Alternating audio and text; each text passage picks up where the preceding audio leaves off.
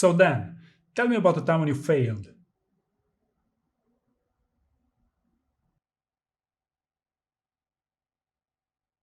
Time when I failed.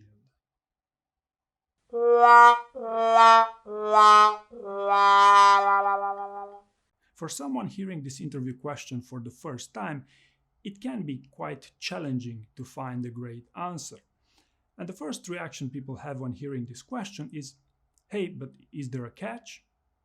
And then you slowly realize it's an actual interview question which you must answer. And as with any difficult interview question, if you don't prepare it in advance, you'll have to improvise. Let's look at another example.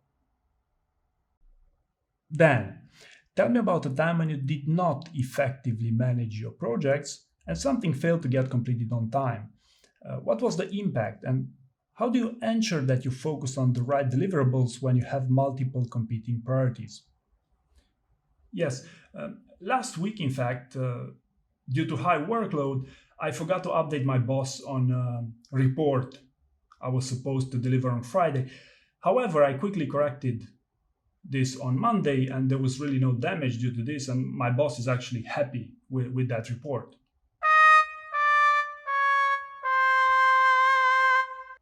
Not exactly a failure story here.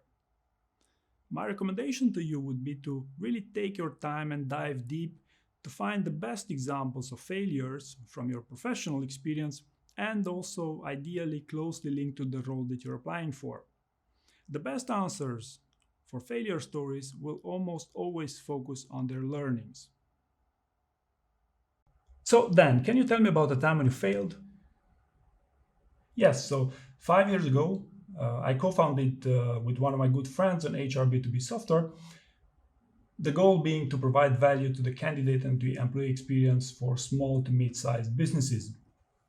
And for around 4 years, we invested our time and several $1 million into this. However, it actually failed to gain significant interest and to actually create enough value for us to continue. And my greatest learnings from this was that we could have done it twice as fast had we focused on keeping the main thing the main thing. The second great learning was that our collaboration was entirely remote. So had we also focused and made it our goal to have face-to-face meetings, I believe that it could have also helped streamline our decision making and why not create a better business outcome. Remember, the goal in such interviews is not just to be able to have an answer to any question, but rather to find the best possible answer to the question you're getting asked, bias the interview towards you, and pass your interview. Next question. Then, talk about the time when you needed to influence a peer who had a differing opinion about a shared goal. What did you do about this and what was the outcome? Sure. So this happened in 2018. I was working in a senior advisory role with my current company. And the challenge was that while we were preparing an important submission, a senior colleague of mine was badmouthing my sales team behind their back, which resulted in an open conflict. The submission was put at risk as the person was refusing to review my material. I attempted to set up a one on one with him and then reached out to a third colleague asking him to mediate. I explained that the customer is a top priority and how he personally offended me because I came from that team.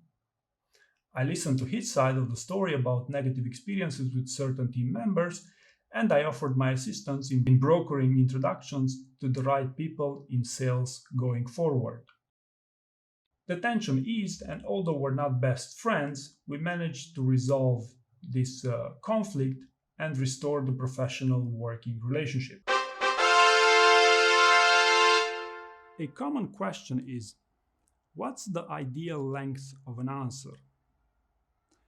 The perfect length of an answer is primarily up to the candidate to decide based on the amount of information they want to communicate and how their interview goes. If the interviewer isn't likely to ask you many follow up questions, then you'd likely prefer longer answers. The downside for a longer answer is you risk, in some cases, being perceived as someone who lacks clarity of thought. This is why it's important that you take ownership when answering a question and focus on communicating the idea that you want to transmit. Then, tell me about the time when you had to deal with an ambiguous situation, such as when you did not have enough data to make the right decision. What did you do? What path did you take? And did the decision turn out to be the correct one? Sure. So I think it's an interesting question, and I deal with ambiguity pretty much every day in my job. And one of the keys to dealing with ambiguity, I believe, is to always ensure that I have clarity, I have the clearest possible information, or I do the necessary things to arrive to clear data and to rely on decision making. And why not sometimes ask for a little bit of help from my colleagues, especially if the ambiguity is not my subject matter expertise. But I believe that with time, dealing with ambiguity over the years had taught me to, to deal correctly in such situations, and this has prepared me to become a better leader. And you'd continue rambling like this for a few more minutes. Remember, the definition of a behavioral interview is one where the interviewer is asking you about your past experiences so they can predict your future performance on the job.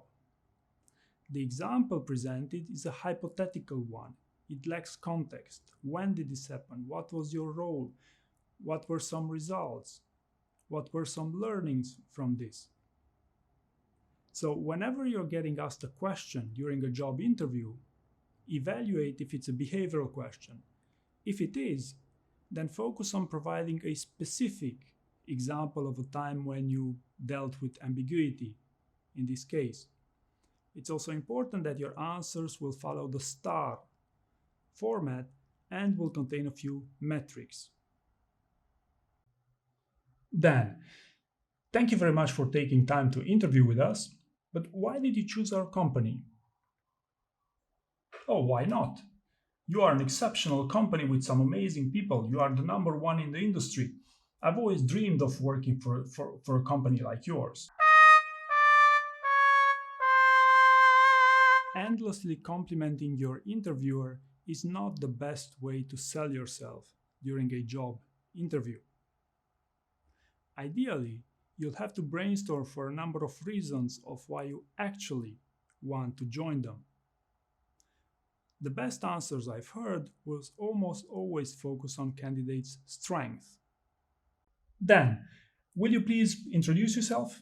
I'm an effective senior program manager with over 20 years of experience delivering complex programs for both government and the private sector, with successful track record of delivering multiple programs heavily geared towards IT, cloud, and business transformation, from design to implementation to handover and revenge recognition. There are better ways to build your elevator pitch than memorizing it. Unless you're a motivational speaker, you'd want to focus on some of your professional accomplishments, maybe mention a few hobbies, but usually try to keep it simple with only the relevant information. Idea is to try to invite the interviewer for follow-up questions in order to drive the conversation your way during the interview based on the experiences that you want them to hear the most. So hopefully you found this information useful, and thank you very much for watching.